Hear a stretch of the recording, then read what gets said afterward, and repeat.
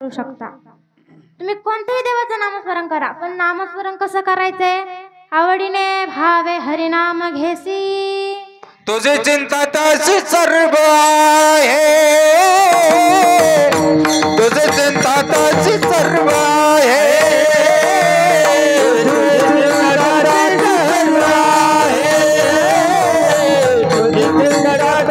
सर्व आहे, हरिनाम घेसे, तुझी चिंता तशी सर्व आहे, तुझी चिंता तशी सर्व आवडले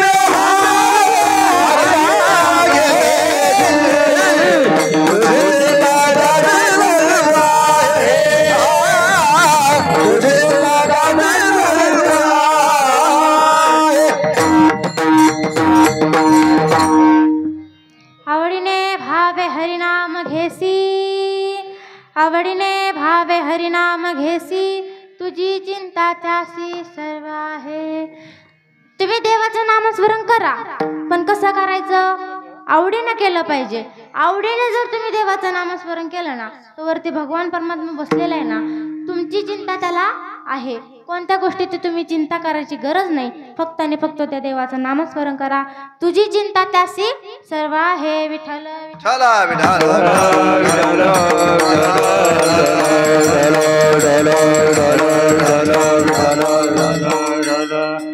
मी या नारदाच्या गादीवर उभी आहे, पण मी हे सांगू शकत नाही देवाचं नामस्मरण करून तुम्हा आम्हाला आई वडील मिळतील, नाही सांगू शकत। पण मी हे नक्की सांगू शकेल, आई वडिलांची सेवा करून तुम्हा आम्हाला भगवान परमात्मा मिळेल। कोणाकोणाला भगवान परमात्मा मिळाला? भक्त पुंडलिक रायांना मिळाला। उदाहरण देऊन सांगते, भक्त पुंडलिक राय आपल्या आई वडिलांची इतकी सेवा करायचे, इतकी सेवा करायचे, काही दिवसात भक्त पुंडलिक रायांचं लग्न झालं। लग्न झाल्यानंतर कसं आहे ना महाराज, प्रत्येकाला लग्न झाल्यानंतर वेगळा गुरु भेटतो, तसं भक्त पुंडलिक रायांना वेगळा गुरु भेटला। त्यांच्या पत्नीच्या ते सगळं ऐकू लागले। आई वडिलांची सेवा करणं त्यांनी सोडून दिलं, आई वडिलांची सेवा करणं त्यांनी सोडून दिलं, आई वडिलांची सेवा केलीच नाही। नंतर काही दिवसांनी भक्त पुंडलिक रायांचे आई वडील भक्त पुंडलिक रायांना म्हणतात, बाळा आम्हाला काशी यात्रेस जावं वाटले, आम्हाला काशी यात्रेस घेऊन चल। पुंडलिक रायने विचार केला, चला जन्माला येऊन कधीतरी यात्रेला गेलं पाहिजे, म्हणून पुंडलिक रायने आई वडिलांना घेऊन ते काशी यात्रेस निघाले। काशी यात्रेस जात असताना पुंडलिक रायांचे आई वडील आणि पत्नी म्हणाले, आम्ही फार थकलो, आता आम्हाला चालणं होणार नाही, आम्ही फार थकलो आहे, आम्हाला आता आमच्यासाठी काहीतरी करा, आम्हाला चालणं होणारच नाही। तर पुंडलिक रायांनी काय केलं, आपल्या बायकोला खांद्यावरती घेतलं, शेजारची दोरी घेतली, आई वडिलांच्या गळ्यामध्ये बांधली आणि ते काशी यात्रेस निघाले। काशी यात्रेस निघाले, पण हे मी माझ्या मनाने सांगत नाही हा, संत त्याचा पुरावा पण देतात। माय पित्याच्या गळ्यात दोरी, माय पित्याच्या गळ्यात दोरी, बाईला खांद्यावरी पुंडलिका काशी यात्रा करी, पुंडलिका काशी यात्रा करी, पुंडलिका काशी यात्रा करी। पुंडलिक राय काशी यात्रेस जाऊ लागले। रात्रीची वेळ झाली, आई वडील तर हरवलेच। आई वडिलांच्या शोधात पुंडलिक राय होते। पुंडलिक राय सहज कुकुट स्वामींच्या आश्रमासमोर जात असताना पुंडलिक रायांना 3 स्त्रिया दिसल्या। 3 त्या मलबद्ध झालेल्या स्त्रिया दिसल्या। पुंडलिक रायने त्यांच्याकडे दुर्लक्ष केलं, आई वडिलांना शोधू लागले। आई वडील सापडेना। परत 4 वाजता, पहाटे 4 वाजता पुन्हा त्या आश्रमासमोर जात असताना पुन्हा त्या 3 स्त्रिया दिसल्या। आता त्या 3 स्त्रिया दिसल्यानंतर पुंडलिक राय त्यांच्या जवळ गेले आणि म्हणाले, जाताना तुम्ही एवढं मलबद्ध होऊन गेला होता, येताना तुम्ही एवढं दैदिप्यमान रूप कसं काय घेऊन आला? त्यावेळेस त्या 3 स्त्रिया म्हणतात, आम्ही तुमच्यासारखे पापी लोक आमच्यामध्ये स्नान करतात, तुमचं आमच्या डोक्यावरती सोडून जाता, आम्ही इथे कुकुट स्वामींच्या आश्रमामध्ये सेवा करण्यासाठी येतो। त्यास पुंडलिक राय म्हणतात, तुम्ही तिघी कोण आहात?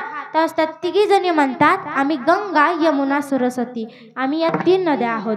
पुंडलिक राय त्यांचा निरोप घेऊन कुकुट स्वामींकडे जातात।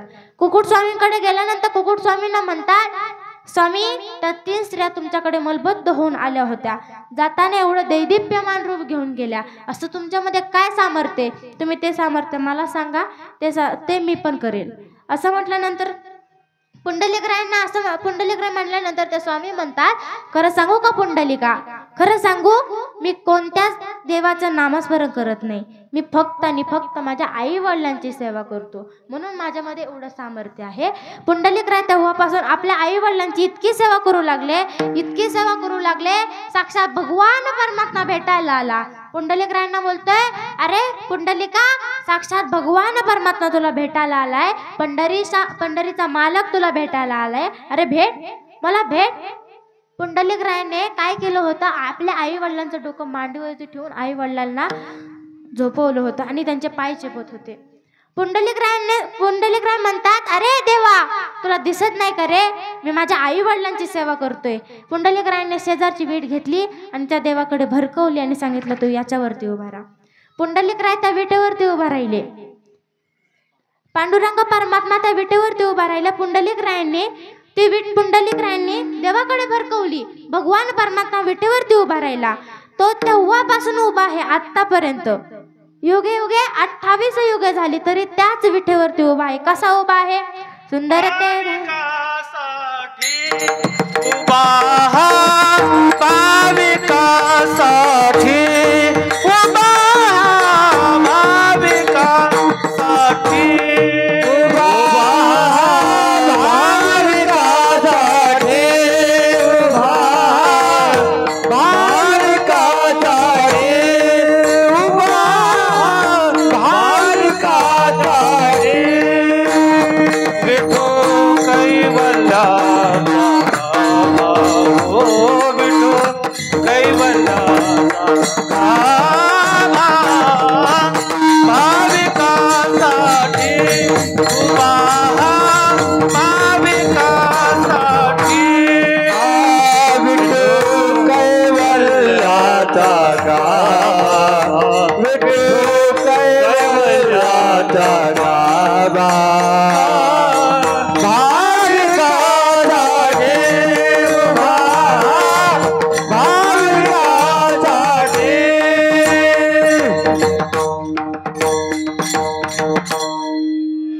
भगवान परमात्मा विटेवरती उभा आहे. कोणासाठी?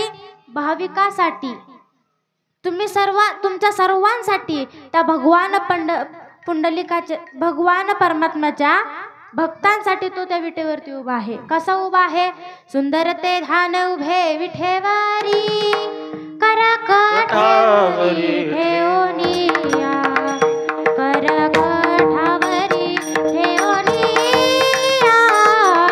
करकठावरी ठेवनिया. सुंदर ते ध्यान उभे विठेवरी, करकठावरी ठेवनिया, करकठेवरी ठेवनिया, करकठेवरी ठेवनिया.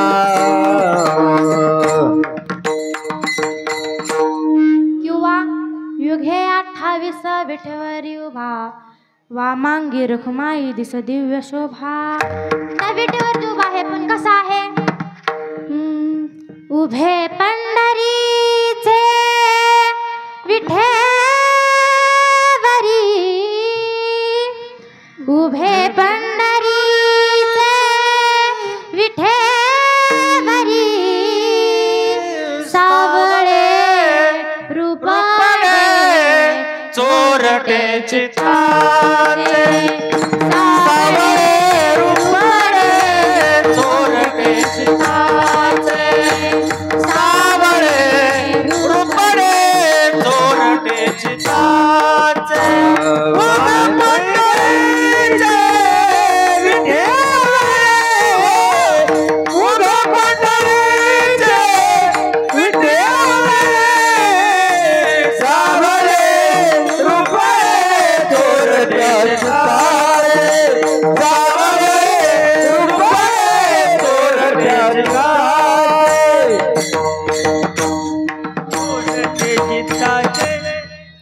त्या विटेवरती उभा आहे. उभे पंढरीचे विठेवरी, सावळे रूपाडे चित्ताचे सावळे रूपडे चोरटे चित्ताचे. भगवान पण म्हणतात त्यावेळेस विटेवरती उभा राहिला. हल्लाय का तो? हल्लाय का? असं म्हणलंय का थांबा मी पाणी पिऊन आलो? नाही, त्याच विटेवरती उभा आहे. कधीच तो हल्ला नाही आणि तो त्या विटेवरती उभा आहे आणि त्याच विटेवरती उभा राहणार. विठ्ठल विठ्ठल.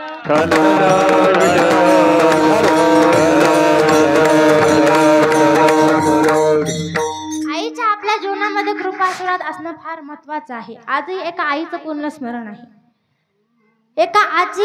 एका आईचं प्रथम पूर्ण स्मरण आहे. आणि आईच्या आपल्या लेकराबद्दल काय तळमळ असते, काय तळतळ असते. महाराज अभंगाच्या पहिल्या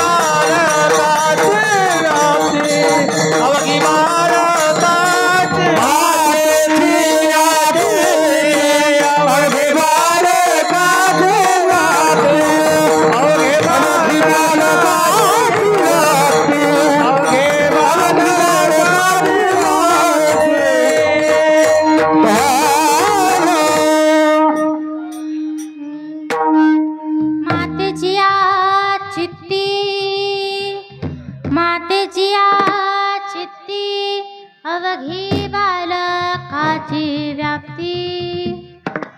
आईच्या मनामध्ये आपल्या लेकराबद्दल काय भावना असते, काय व्याप्ती असते, काय तळमळ असते, तो खूप बऱ्या या अभंगामध्ये सांगतात. मातेची या चित्ती मातेची या चित्ती अवघी बालकाची व्याप्ती. आई आपल्या लेकरासाठी काहीही करायला तयार असते, आपला जीव सुद्धा द्यायला तयार असते. उदाहरण देऊन सांगते, एक विंचवीण असते, ती एखादी काट्याकुट्यांची जागा बघून तिथे आपल्या पिल्लांना जन्म देते. तिचे पिल्ल काही साधी नसतात, हजार हजार तिचे पिल्ल असतात. त्या पिल्लांना तिथे ती जन्म देते आणि जन्म दिल्यानंतर ती पिल्ले हालचाल करू लागतात. त्यांना भूक लागलेली असते. भूक लागल्यानंतर ती काय करते, ती विंचवीण त्यांच्या पुढे जाते आणि त्यांच्या पुढे गेल्यानंतर त्यांना खा म्हणून सांगते.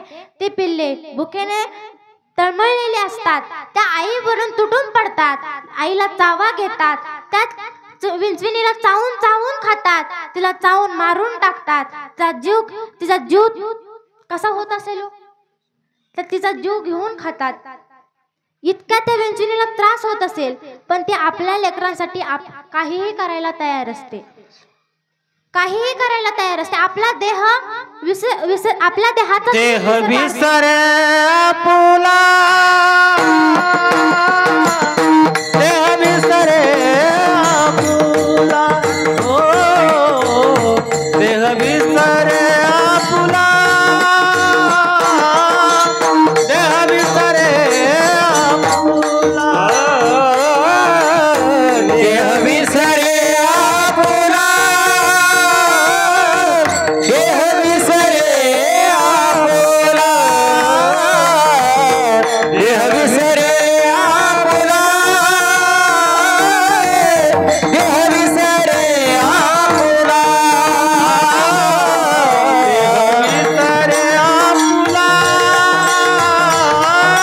देह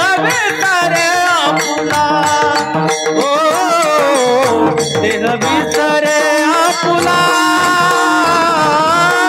देह विसरे आपुला, ओ देह विसरे आपुला, देह विसरे आपुला, देह विसरे आपुला, देह विसरे आपुला,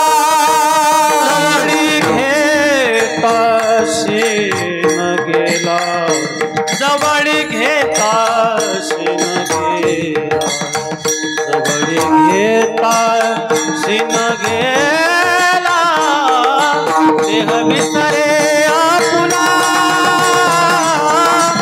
देह विसरे आपुला, हो देह विसरे आपुला,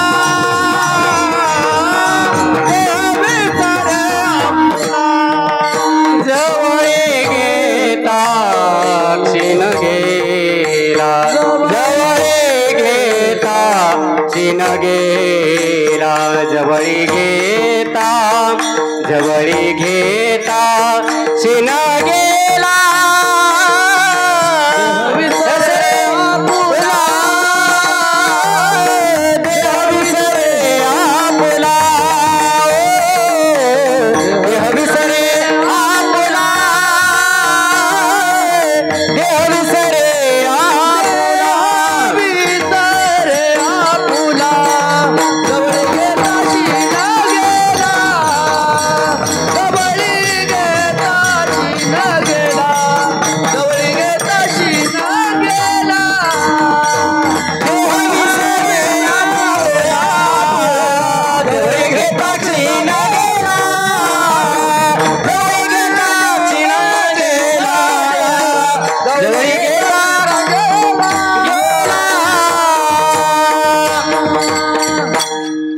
ती आई आपल्या लेकरासाठी जीवही द्यायला तयार असते. देह विसरे आपुला, जवळी घेता शिन गेला.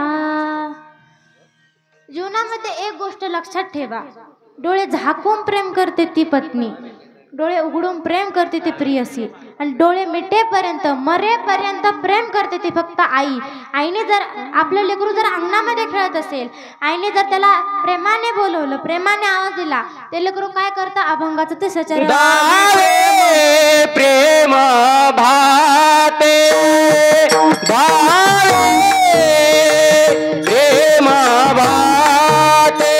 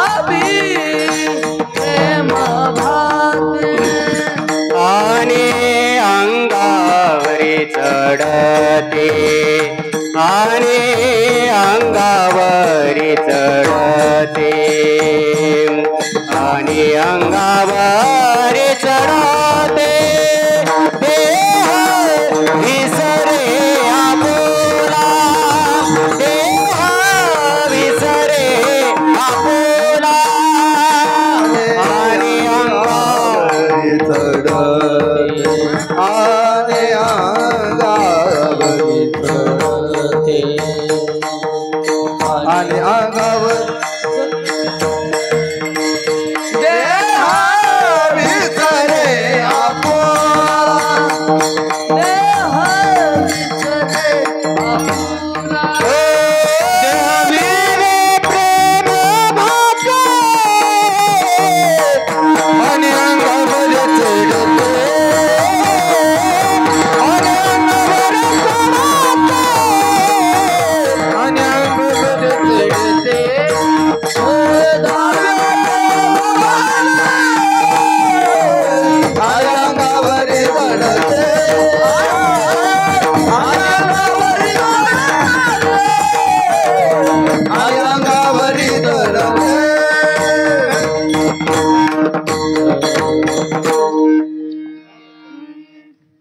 दावी प्रेम भाते दावी प्रेम भाते आणि अंगावरी चढते देह विसारे आपुला जवळी घेता सिन गेला. आईनं जर त्या लेकराला आवाज दिला तर ते लेकरू काय करतं? प्रेमाने लाडाने काय करतं? आईच्या अंगावरती उड्या मारायला सुरुवात करतो. इतका आनंद होतो आई दिसल्यानंतर, इतका आनंद होतो. आता निसर्गातलं प्रेम बघा ना, निसर्गातला मातृशक्तीचं प्रेम बघा. एक चिमणी आहे तिच्या घरट्यामध्ये तिची पिल्लं आहेत. ती पिल्ली नुकतीच पोष फुडून बाहेर आली आहेत, तर ही त्या पिल्लांची ती किती काळजी करते. त्यांच्या चोचीमध्ये पाणी भरवते, त्यांच्या चोचीमध्ये धान्य भरवते, त्या धान्याचं एक एक कण त्यांच्या चोचीमध्ये भरवते. किती काळजी करते, किती सांभाळ करते. त्याचप्रमाणे आई, आपली जी आई आहे ना, ती सुद्धा आपला सांभाळ करते. ती त्या लेकराचा इतका सांभाळ करते, पण तिला माहिती आहे हे मोठं झालं, ह्याला पंख फुटणार, हे उडून जाणार आहे, तरीही त्या लेकराची ती काळजी करते. ती कधी असं म्हणते का, तू माझ्या म्हातारपणीची काठी आहेस, माझा 7-12 तुझ्या नावावरती लागेल, म्हणते का? नाही म्हणत. कारण तिला माहिती आहे हे मोठं झालं, हे उडून जाणार, हे आपल्याला परत कधी भेटणार नाही. खानदेशातल्या बहिणाबाई सुंदर असं वर्णन करतात. अरे खोप्यामध्ये खोपा सुगरणीचा चांगला, अरे खोप्यामध्ये खोपा सुगरणीचा चांगला, एका पिल्लासाठी तिनं झोका झाडाले टांगला, एका पिल्लासाठी तिनं झोका झाडाले टांगला. खोपा इनाला इनाला आणि कला खोपा इनाला इनाला जसा झुलता बघला, एका पिल्लासाठी तिनं झोका झाडाले टांगला, एका पिल्लासाठी तिनं झोका झाडाले टांगला. अरे खोप्यामध्ये खोपाली पिल्लान टांगला, एका पिल्लासाठी तिने खोपा झाडाला टांगला, एका पिल्लासाठी तिने खोपा झाडाला टांगला.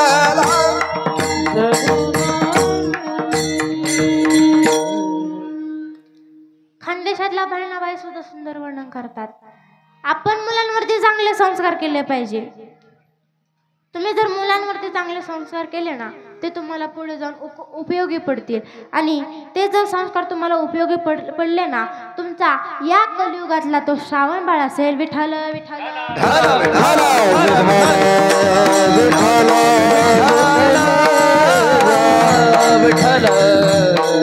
जर जिजाऊ आईसाहेब नसता तर राजे घडले नसते.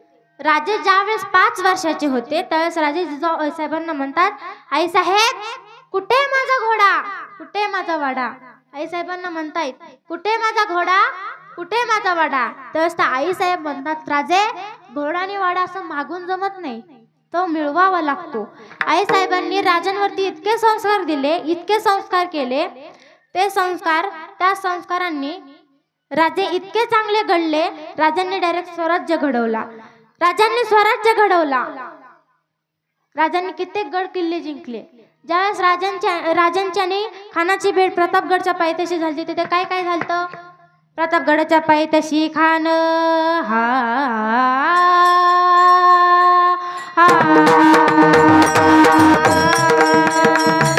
गडाच्या पायथ्याशी खान, प्रतापगडाच्या पायथ्याशी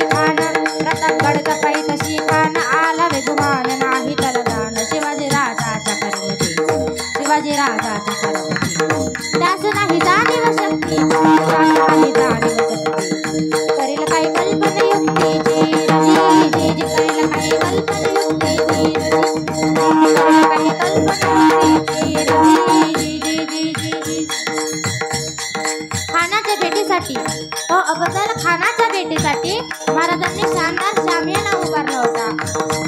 भेटीसाठी छान उभारलेला, भेटीसाठी छान उभारलेला नक्षीदार शामियाना, नक्षीदार शामियाना. आणि असा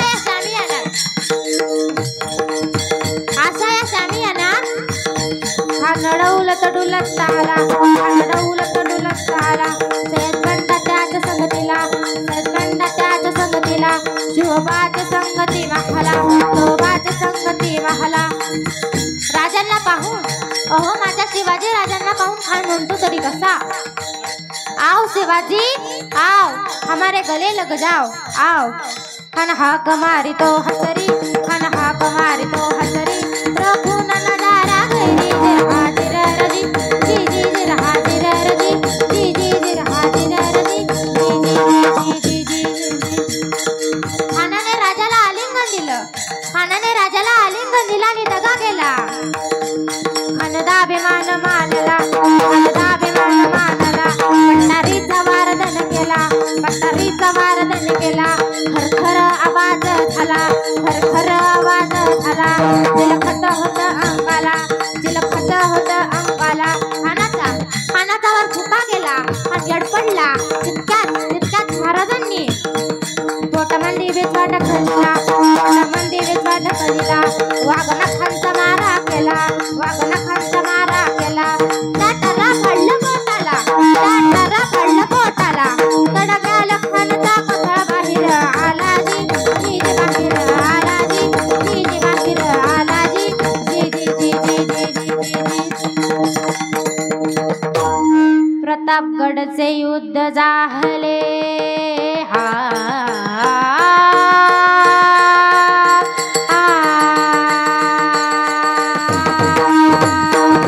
प्रतापगडचे युद्ध झाले, प्रतापगडचे युद्ध झाले, प्रतापगडचे युद्ध झाले. रक्त सांडले, पाप सर गेले, पावन झाला पृथ्वीचा, पावन झाला पृथ्वीचा. लाविली गुलामीची हो वाट, मराठीशाहीचा मांडला थाट, जी जी जी मराठीशाहीचा मांडला थाट, जी जी मराठीशाहीचा मांडला थाट, जी जी जी जी जी जी जी.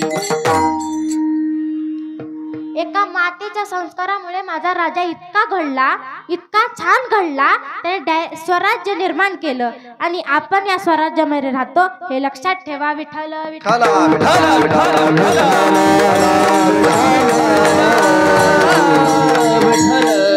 आई आपल्या लेकरासाठी काहीही करू शकते. काय करू शकते? उदाहरण देऊन सांगते, दृष्टांत देऊन सांगते. हिरकणी ज्यावेळेस गवळणीसोबत गडावरती दूध घालण्यासाठी गेली, तिला गडावरनं खाली यायला उशीर झाला. उशीर झाल्यानंतर गडाचे दरवाजे बंद झाले. गडाचे दरवाजे बंद झाले. ते सगळ्यांना विनंती करते, दादा अहो माझं लेकरू घरी हो, मला जाऊ द्या, दरवाजे खोला, मला जाऊ द्या. माझं लेकरू घरी एकटं असेल तर रडतंय, मला घरी जाऊ द्या. ते रडत असेल हो, मला घरी जाऊ द्या. त्यावेळेस ते मावळे म्हणतात, माते तुझं बरोबर आहे, तुझं लेकरू घरी आहे, पण आम्ही तुला घरी सोडलं असतं, पण राजांच्या आदेशानुसार दिवस मावळला की गडाचे दरवाजे बंद झाले पाहिजे, त्यामुळे आम्ही काही गडाचे दरवाजे उघडे ठेवू शकत नाही. माते आज तू याच गडावरती मुक्काम कर, तुझी सगळी सोय केली जाईल. तर ही ती हिरकणी ऐकायला तयार नाही. ती सगळ्यांना विनंती करते, दादा अहो माझं एकटं लेकरू घरी हो, ते रडत असेल, मला जाऊ द्या, मला जाऊ द्या. असं हिरकणी सगळ्यांना विनंती करते, पण कोणीच ऐकायला तयार नाही. सगळे सांगतात, माते राजांचा आदेश आहे, आम्ही हा दरवाजा उघडू शकत नाही. हिरकणीने निश्चय केला, ती एका उंच टोकावरती गेली. तिने निश्चय केला, आता हा गड आपल्याला उतरायचा. ते गड उतरू लागली. गड उतरू लागली. मध्ये साप यायचा, सापाचा आवाज यायचा, हिंस्र प्राण्यांचा आवाज यायचा, मध्ये विंचू यायचा. काट्याकुट्याने वरबडून निघाली ती हिरकणी. रक्त बंबाळ झाली, खाली उतरू लागली. विचित्र विचित्र प्राण्यांचे तिला आवाज येऊ लागले. प्राण्यांचे आवाज ऐकताच तिला इतकी भीती वाटायची, पण तिने आपल्या लेकरासाठी तिला घरी जायचं होतं. तिने आपल्या लेकराची तिला ओढ लागली होती. तो गड ती खाली उतरू लागली. रक्तबंबाळ झाली होती हिरकणी. घरी आली. घरात तो गड उतरून घरी आली. घरी आल्यानंतर घरासमोर पाहिलं तर काय, एवढा मोठा वाघ उभा होता. शेजारचा भाला घेतला आणि भाला घेतल्यावरती हिरकणीने तो भाला घेतला आणि त्या वाघाला टरा फाडलं आणि ती आपल्या लेकराकडे गेली. राजांना ही बातमी कळाली. राजांनी सकाळी हिरकणीला गडावरती बोलून घेतलं. राजे म्हणतात, अगं हिरकणी, जी राज, मला असं कळलं तू गड उतरली. जी राज, कठोर शिक्षा केली जाईल. जी राज, काय शिक्षा आहे? शिक्षेला सुद्धा हिरकणी तयार झाली होती. शिक्षेला सुद्धा हिरकणी तयार झाली. जी राज, काय शिक्षा आहे? राजे बोलतात, तू गड उतरलीस ना, जी राज, मला त्या जिथून ज्या टोकावर उतरली त्या टोकावरती घेऊन चल. हिरकणीने त्या टोकावरती नेलं. त्या टोकावरती नेल्यानंतर राजे म्हणाले, एवढं मोठं हे टोक आणि या टोकावरनं तू हा गड उतरलीस, माझ्यासाठी तुला परत गड उतरावं लागेल. तुझ्या पोटचं मला लेकरू समजून तू हा गड उतर. त्यावेळी एक पाऊल पाठीमागं सरकले आणि सांगितलं, राजे, मी हा गड उतरू शकत नाही. माझं लेकरू काल माझ्या जवळ नव्हतं म्हणून मी हा गड उतरले. मला माझ्या लेकराची ओढ लागली होती, पण आता माझं लेकरू माझ्या जवळ आहे, मी हा गड उतरू शकत नाही. एक पाऊल हिरकणी पाठीमागे सरकली. आई आपल्या लेकरासाठी आपल्या देहाचाही विसर पाडते. आपल्या लेकरासाठी ती आई काहीही करायला तयार आहे. जसं आपले जन्मदाते आपले आई वडील आहेत ना, तसं संत सुद्धा आपले आई वडील आहेत. संत म्हणतात, तुम्ही आमचे बालक आहात. संत आपले आई वडील आहेत, आपण संतांचे बालक आहोत. संत त्या आपल्याला चांगले संस्कार देतात. आपण जर चुकीच्या मार्गाने जात असेल ना, तर संत आपल्याला सरळ मार्गावरती आणण्याचा प्रयत्न करतात. विठ्ठल विठ्ठल